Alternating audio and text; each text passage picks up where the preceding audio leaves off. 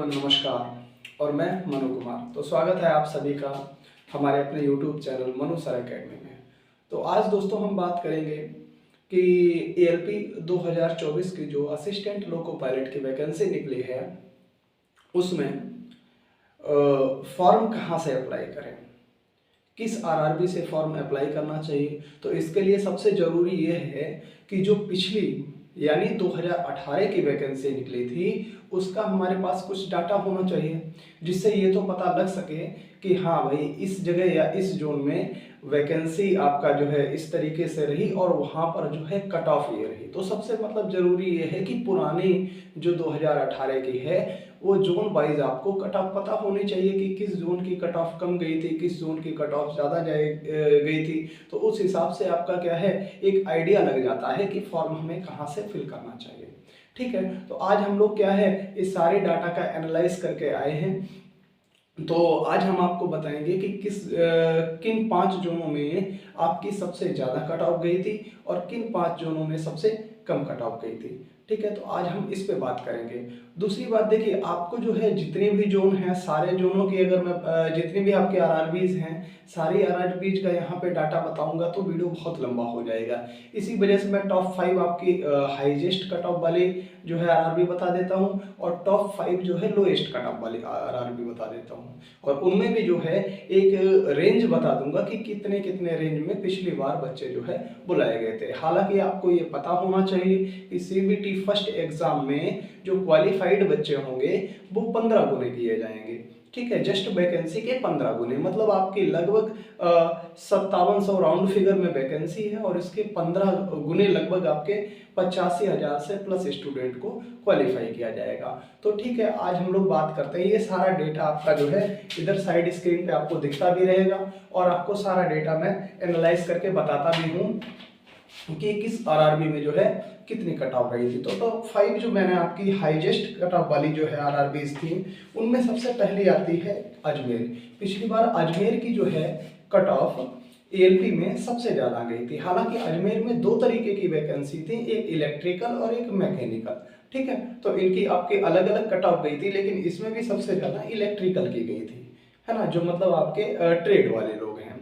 तो उसके बाद में आपकी दूसरे नंबर पे आती है भोपाल, तीसरे नंबर पे इसी क्रम में आपकी चेन्नई और चौथे नंबर पे आपका इलाहाबाद आता है और 5वें नंबर पे आपका सिकंदराबाद आता है। ये 5 आपकी जो है जो हाईएस्ट कट ऑफ वाली जो है RRBs रही थी। इसके बाद इसी क्रम में मैं आपको 5 लोएस्ट कट ऑफ वाली भी बता देता हूँ। तो उसमें जो सबसे लोएस्ट कट ऑफ रही थी वो रही थी सिलीगुड़ी की, दूसरे नंबर पे आपका गोरखपुर रहा था और तीसरे नंबर पे आपका जो है जम्मू और चौथे नंबर पे मालदा और इसके बाद आपका गुवाहाटी असम, है ना। तो ये आपकी जो है 5 हाईएस्ट और 5 लोएस्ट कट ऑफ वाली आपकी RRBs हो गई। अब आपके दिमाग में एक क्वेश्चन भी आ रहा होगा कि सर हाईएस्ट वाले में कट ऑफ कितनी गई थी और लोएस्ट वाले में कट ऑफ कितनी गई थी। तो इनको में भी मैं आपको जो है डाटा एनालाइज करके लाया हूँ, तो इसको भी मैं आपको बता देता हूँ। जो हाईएस्ट कट ऑफ है, हाईएस्ट कट ऑफ आपकी जो है अजमेर की रही है। ठीक है, तो हाईएस्ट कट ऑफ आपकी अजमेर की रही है। अब बात कर लेते हैं कि इसमें हाईएस्ट कट ऑफ आपकी रही कितनी थी अजमेर की। तो अजमेर में अगर बात करें जो इलेक्ट्रिकल की, मतलब आपका अनरिजर्व कैटेगरी जो आपके जनरल में आते हैं उनकी 61.05 मार्क्स। ठीक है, OBC की 55.67 मार्क्स रही थी और इसके बाद में SC की आपकी 49.39 और ST की आपकी 45.93। ये आपकी कट ऑफ रही थी आपकी जो है जनरल, OBC, SC और ST की। इसी क्रम में अगर मैकेनिकल की बात करें जो अजमेर में निकली थी वो आपकी 53.12 रही थी अनरिजर्व की, OBC की आपकी 44.08 रही थी और आपकी SC की 37.88 और ST की 26.47। और ये भी आपको याद रहे कि ये जो मार्क्स हैं आपके ये आफ्टर नॉर्मलाइजेशन के बाद हैं। नॉर्मलाइजेशन का अब आपको खेल बता देते हैं, क्योंकि बहुत से ऐसे हमारे जो है भाई बंधु होंगे जिनको नॉर्मलाइजेशन के बारे में नहीं पता होगा। तो सबसे पहले मैं आपको बता देता हूं कि RRB का पेपर जो है कई स्टेजेस में होता है, मतलब आपके एक दिन में तो नहीं होता, कई दिनों में होता है। तो आपके जब कई दिनों में होते हैं, कई शिफ्टें हो जाती हैं, तो उसमें क्या होता है कोई शिफ्ट बहुत टफ हो जाती है और कोई शिफ्ट बहुत आसान हो जाती है। तो अब यही क्या करता है, आरआरबी जो टफ शिफ्ट है उसको क्या करता है, थोड़े नंबर इंक्रीज कर देता है। इसी को बोलते हैं हम लोग नॉर्मलाइजेशन। मतलब जो बोलते हैं ना, जो टफ शिफ्ट वाले जिनका स्कोर नीचे रह गया तो उनको उठाने के लिए क्या है, उनका कुछ स्कोर जो है बढ़ा दिया जाता है, इसे नॉर्मलाइजेशन बोला जाता है। जिससे क्या होता है, और हाँ इस क्रम में आपको ये भी याद रहे कि जिनके अति सरल जो है शिफ्ट का पेपर होता है तो कभी कभार संभावित उसमें ये भी देखने को मिलता है, हालांकि ये ज़्यादा केसेस में नहीं, लेकिन हाँ कभी कभार देखने को मिलता है कि आफ्टर नॉर्मलाइजेशन आपके मार्क कम भी हो जाते हैं। ठीक है, तो कुल मिला के जिनका कठिन शिफ्ट था वो नीचे थे, और अगर बात करें जिनका सरल शिफ्ट था वो ऊपर थे। तो इनमें क्या था, बहुत ज्यादा जो है अनबैलेंस्ड था। तो आरआरबी क्या करते हैं, जिनका कठिन शिफ्ट वालों का थोड़ा ऊपर लाती है और सरल शिफ्ट वालों का थोड़ा नीचे, मतलब एक तरीके से यही क्रम कहलाता है आपका नॉर्मलाइजेशन। बात समझ में आ गई।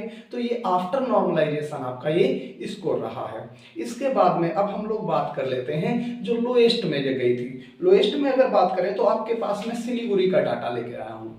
सिलीगुड़ी में बात करें, अनरिजर्व्ड की जो है आपकी, जिसे जनरल बोलते हैं, उसकी 40 कट ऑफ गई थी, और ओबीसी की आपकी 30 गई थी, एससी की भी 30 गई थी, और एसटी की आपकी 25 गई थी। ठीक है, तो ये आपका जो है टॉप मोस्ट जो है आपकी हाईएस्ट और लोएस्ट आरआरबीज का डाटा आपके सामने रहा। ठीक है भाई, अब हम लोग बात कर लेते हैं जरा इनमें क्या है, एक रेंज कितना है, कि इस बार भी हम किस तरीके से तैयारी करें जो इस रेंज के अगर अराउंड नंबर हमारे आ रहे हैं तो हम अपना सिलेक्शन श्योर समझें, है ना। तो देखिएगा, ये जो आपका रेंज होता है, रेंज की बात कर लेते हैं। तो इन पूरे डाटा का एनालाइज करके मैंने एक रेंज निकाला है। जैसे अनरिजर्व्ड में 2018 में कितना रेंज था, तो आपका यूआर मतलब आपका अनरिजर्व्ड और आपका जो है ओबीसी, एसटी और एससी और एसटी, इनके बारे में बात करते हैं। तो सबसे पहले जनरल की बात करें तो 40 नंबर न्यूनतम था और 61 नंबर आपका अधिकतम था। इनके बीच में जितने का भी नंबर आया है ना, तो वो किसी ना किसी आरआरबीज में उसका सिलेक्शन हो गया है। अब बात ये आती है कि आप जिस आरआरबी में आप अप्लाई करेंगे उसी आरआरबी में आपका सिलेक्शन होगा। जैसे आपने अगर अजमेर में अप्लाई किया तो अजमेर की कट ऑफ 61 गई है, आपके नंबर 58 है, लेकिन इलाहाबाद की अगर कट ऑफ 55 से गई है, आपके नंबर जरूर 58 है, तो आपका इलाहाबाद में सिलेक्शन नहीं होगा, आपका सिलेक्शन अजमेर में ही होना है। अगर आप कट ऑफ को क्वालिफाई करेंगे तो आपका सिलेक्शन अजमेर में होगा, अन्यथा आप बाहर कर दिए जाएंगे। कहने का तात्पर्य यह है कि जिस आरआरबी में आप फॉर्म डालेंगे डिपेंड उस आरआरबी की कट ऑफ पे करेगा कि आपका सिलेक्शन होता है या नहीं होता है।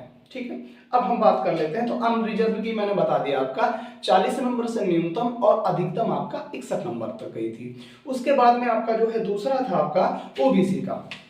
ओबीसी के डाटा में बात करें तो मिनिमम आपका जो रहा है, न्यूनतम कट ऑफ रही है वो 30 नंबर की रही है, और अधिकतम जो है आरआरबीज में तो आपकी 53 रही है, मतलब आपका 53 नंबर। इसके बाद में एससी में 30 से 49 तक रही है, और एसटी में आपकी 25 से 45 तक रही है। ठीक है, तो ये आपका जो है वेरिएशन रहा है कट ऑफ का, कि हाँ क्या कैसा आपका कट ऑफ रहा है, मतलब इस रेंज में आपकी कट ऑफ गई है। इस बार भी कोशिश यही होगी, क्योंकि अब चूंकि समय बदल गया है, 18 से आपकी 24 में वैकेंसी आई है ना, लगभग आपकी जो है 6 सालों के आसपास का अंतर हो गया है। तो कट ऑफ में देखिए पेपर तो टफ हो जाएगा, लेकिन कट ऑफ में ये कोई बहुत ज्यादा वेरिएशन देखने को मिले ऐसा पॉसिबल नहीं है। ठीक है, चलिए अब हम लोग बात कर लेते हैं कि सीबीटी के फर्स्ट स्टेज में आपका क्या क्या आपका आने वाला है और कैसे आपकी जो है इसकी मार्किंग आपकी रहेगी। अब आप लोगों के दिमाग में जो सवाल उठ रहा होगा वो यही कि सर थंबनेल में तो हमने ये देखा था, है ना, कि कट ऑफ तो आपने 2018 की जानी ली कि फॉर्म अब जो है किस आरआरबी में अप्लाई करें। तो देखिए मैंने आपको जो है ये सारे डाटा को एनालाइज करके बता दिया है। अब आप लोगों की इच्छा जिस आरआरबी में है, अगर आप न्यूनतम वाले में अप्लाई करना चाहते हो तो उसमें अप्लाई कर सकते हो, है ना। तो देखिए मैं आप अपने व्यू से बता रहा हूँ कि सारे बच्चे अब क्या करेंगे, न्यूनतम कट ऑफ वाले जो है आरआरबी की तरफ भागेंगे। जबकि अगर बात करें जो आप सोच रहे हो वही ये वीडियो देखने वाला दूसरा भी सोच रहा है, या ये वीडियो नहीं कोई दूसरी वीडियो देखने वाला भी दूसरा भी सोच रहा है। तो कहने का मतलब बस ये है कि आप मेहनत से बचने का प्रयास ना करें, कोशिश ये करें अच्छी मेहनत करें, है ना। हाँ, आप जो है जिसमें आपकी आरआरबी में इनमें 5 में आपको लगता है लोएस्ट में जहां डालना चाहिए उसमें आप वैकेंसी को देख के आप फॉर्म फिल कर सकते हैं। लेकिन अगर बात करें जो 2024 की वैकेंसी है, इनमें सबसे ज्यादा फॉर्म जो है आपके बिलासपुर जो आरआरबी से निकले हुए हैं, है ना, मतलब लगभग 1200 वैकेंसी के आसपास है। समझ लीजिए आप, मतलब पूरी 5700 है और लगभग 1100 से प्लस आपकी जो है वो बिलासपुर अकेले लिया हुआ है। दूसरे नंबर पे आपकी सिकंदराबाद आता है, तीसरे नंबर पे बेंगलुरु आता है, चौथे पे मुंबई आता है और इसके बाद में आपका भुवनेश्वर आ जाता है। तो ये 5 आपकी जो ऐसी जो है मैंने आरआरबी बता दी जिसमें आपकी हाईएस्ट वैकेंसी 2024 में निकली हुई है। ठीक है, अब हम लोग बात कर लेते हैं इधर जो है आपका सीबीटी फर्स्ट का एग्जाम क्या है, क्या कहता है एग्जाम। तो देखिए आपका सीबीटी फर्स्ट में अगर बात करें आपके, तो नंबर ऑफ क्वेश्चंस जो होंगे वो आपके 75 होंगे। ये आपका आरआरबी का नोटिस यहाँ पर लगाया गया है, आप देख सकते हैं कि नंबर ऑफ क्वेश्चंस होंगे आपके 75 होंगे और ड्यूरेशन आपके एग्जाम की 60 मिनट होगी। ठीक है, और सारे क्वेश्चन जो है एक एक नंबर के होंगे। इसके बाद क्या होता है, नेगेटिव मार्किंग भी इसमें बहुत बड़ा इफेक्ट डालती है। नेगेटिव मार्किंग आपकी 1/3 की होगी। ठीक है, अच्छा इसमें कंडीशन दे रखी है और हर एक एग्जाम में ये कंडीशन दी जाती है कि आपकी यूआर मतलब अनरिजर्व्ड और आपका जो है ईडब्ल्यूएस, इनके लिए 40% मार्क्स लाना अति आवश्यक है। अति आवश्यक का मतलब ये नहीं है कि 40% के बाद आपका सिलेक्शन हो जाएगा, नहीं, 40% जब आप मार्क्स लाओगे इसका मतलब ये है कि आपकी गिनती परीक्षा देने वाले विद्यार्थियों में की जाएगी कि हाँ इतने विद्यार्थी जो है अच्छे हैं। अब उन अच्छों में से भी जितने अच्छे विद्यार्थी उनमें से और अच्छे निकालने के लिए फिर मेरिट बनेगी। ठीक है, तो कुल मिला के आपकी कॉपी वहां बोर्ड तक इस तरीके से पहुंचेगी कि हाँ आप एक अच्छे विद्यार्थी हैं अगर आप इस क्राइटेरिया को क्रॉस करते हैं। तो आपका अनरिजर्व्ड और आपका ईडब्ल्यूएस इनके लिए 40% की अर्हता दी गई है। इसके बाद में अगर ओबीसी की बात करें तो लगभग 30% मार्क्स इन्हें लाना है और एससी की बात करें तो 30% और एसटी की बात करें तो 25%। इससे अगर आपके नीचे मार्क्स आते हैं तो आप डिस्क्वालीफाइड हो जाओगे, इससे ऊपर आते हैं तो आप मेरिट पर डिपेंड हो। अगर मेरिट में आपका नाम आता है तो आपका जो है फिर सीबीटी 2 के लिए सिलेक्शन होगा। ठीक है, तो ये आपका, अब मैंने अगर बात करें तो सीबीटी फर्स्ट में जो आपके सिलेबस आता है उसके सिलेबस के बारे में बात कर लेते हैं कि कौन कौन सा पार्ट आता है। तो देखिए सबसे पहले आपका मैथ आता है, उसके बाद में आपका मेंटल एबिलिटी जिसे बोलते हैं हम रीजनिंग वो आती है, उसके बाद आपकी जनरल साइंस आती है और आफ्टर दैट आपका जो है जनरल अवेयरनेस आती है, जो कि आपका जो है अगर बात करें जनरल अवेयरनेस उसमें आपका जो है करंट भी शामिल होती है, स्टैटिक जीके भी शामिल होती है, आर्ट एंड कल्चर भी शामिल होती है। तो ये सारी चीजें आपकी इसमें इन्वॉल्व होती हैं। अब मैं अपना व्यू बताऊं आपको कि इसमें जो है आपका क्या क्या अधिकतम पूछा जाता है सीबीटी फर्स्ट में। तो देखिए आपको मैथ अच्छे से तैयार करके जाना है, रीजनिंग बहुत जबरदस्त तरीके से तैयार करके जाना है, क्योंकि जो रेलवे के पेपर हैं ये मैथ और रीजनिंग पे तो डिपेंड करते हैं। साथ ही साथ आपका जनरल साइंस, जितना हो सके आप जनरल साइंस को तैयार कर लीजिएगा। उसके बाद में क्या है, थ्योरिकल तो तैयार कीजिए, साथ ही साथ आप न्यूमेरिकली बेस पे भी तैयार कीजिएगा। ठीक है, ये 3 चीजें आप तैयार कीजिएगा। जी के आप पढ़ ही रहे होगे लगातार, तो उससे जो है थोड़ा बहुत आपका हो जाएगा। लेकिन हाँ इन 3 सब्जेक्टों में जो आपके हाथ में है, क्योंकि जीके देखिए आप समझते हैं जीके एक विशाल सब्जेक्ट है, इसकी परिकल्पना भी करना मुश्किल है कि कितना आएगा। लेकिन हाँ बाकी 3 सब्जेक्ट जो है हमें पता होते हैं कि लगभग इतने अच्छे खासे आ सकते हैं। तो जैसे आपका मैथ हो गया, रीजनिंग हो गया, ये अपने हाथ की बात होती है, इसमें बच्चे पूरा तक स्कोर करते हैं। लेकिन हाँ आज तक ऐसा किसी को आपने नहीं देखा होगा कि जीके में आपका पूरा स्कोर किया हो। ठीक है, तो इस वजह से मैं आपसे ये कह रहा हूँ इन सब्जेक्टों पे आपको कमांड करनी चाहिए। इसके बाद में जब आप सीबीटी फर्स्ट क्वालिफाई हो जाते हो, अब सीबीटी फर्स्ट में जितनी नंबर ऑफ वैकेंसी हैं उसके 15 गुने कैंडिडेट क्वालिफाई किए जाएंगे। तो नंबर ऑफ वैकेंसी आपका वही राउंड फिगर में अगर बात करें तो 5700 हैं और उसका जब आप 15 गुना करोगे तो 85,000 से प्लस कैंडिडेट मतलब 85,500 के समथिंग निकलेगा। तो 85,000 से प्लस कैंडिडेट जो है आपके वो सिलेक्ट किए जाएंगे सीबीटी 2 के लिए। अब बात करते हैं कि सीबीटी 2 में होता क्या है। तो देखिए CBT 2 आपका दो पार्ट का होता है, पार्ट ए और पार्ट बी। अब अगर बात करें पार्ट ए, तो पार्ट ए आपका जो है 90 मिनट का होता है, ठीक है। पार्ट ए आपका 90 मिनट का होता है, नंबर ऑफ क्वेश्चंस आपके 100 होते हैं। सबसे जरूरी बात यही है कि जो पार्ट CBT 2 में आपका जो है सिलेक्शन होगा वो सिर्फ पार्ट ए के दम पे होगा, पार्ट बी सिर्फ और सिर्फ क्वालिफाइंग नेचर का है। बात समझ में आ गई। तो पार्ट ए में आपको इतना अच्छा खासा स्कोर गेन करना है जिससे आपका जो है CBT 2 भी क्लियर हो जाए। तो अब इसमें क्या हो गया, पार्ट ए में आपका जो है 100 मार्क्स का होगा, 90 मिनट का है। तो आप कोशिश कीजिए, अब इसमें भी सिलेबस वही है जो आपका CBT 1 में आता है, जैसे मैथ है, रीजनिंग है और जनरल साइंस है, इसमें तीन ही चीजें आपकी आएंगी। तो इस पे आपको बहुत ही जबरदस्त तरीके से पकड़ बनानी है। इसके बाद में पार्ट बी जो है वो आपका जो ट्रेड वाले हैं उनका क्वालिफाइंग नेचर का है और वो ट्रेड संबंधी ही उनसे पूछा जाएगा। इन दोनों पेपर में अगर बात करें तो आपका नेगेटिव मार्किंग 1/3 की होगी, ठीक है। और अगर बात करें टोटल ड्यूरेशन की बात करें तो आपका जो है 2 घंटे 30 मिनट का ड्यूरेशन दिया जाएगा।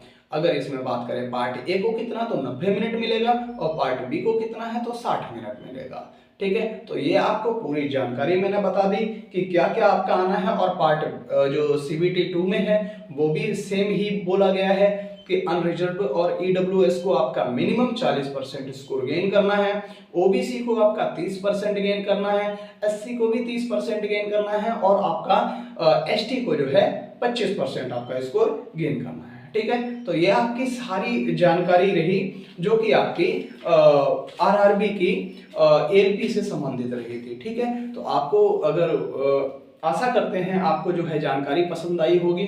और दूसरी बात, आपके दिमाग से ये क्वेश्चन भी अगर बात करें तो निकल गया होगा कि किस RRB में आपको अप्लाई करना चाहिए। देखिए भाई, RRB में अगर बात करें तो आपको सभी RRB में कंपटीशन अच्छी खासी होने वाली है। बस ऐसा हो जाता है कि जितनी दूर की RRB है उसमें लोग कम जाना पसंद करते हैं, इसी वजह से उनकी मेरिट जो है थोड़ा सा डाउन हो जाती है।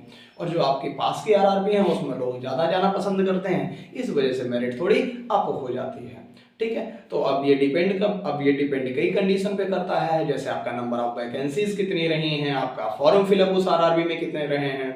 तो ये सारी चीज़ों पर ये जो है फॉर्म की प्रक्रिया या आपकी जो है मेरिट की प्रक्रिया डिपेंड करती है, ठीक है। तो फिर इसी तरीके से आपको अगर वीडियो पसंद आया है तो वीडियो को लाइक कीजिएगा, चैनल को सब्सक्राइब कीजिएगा और इसका ख्याल रखिएगा और माता पिता का सम्मान कीजिएगा, बड़े बुजुर्गों का सम्मान कीजिएगा, ठीक है। तो बाकी जो है मिलते हैं फिर अगले वीडियो में।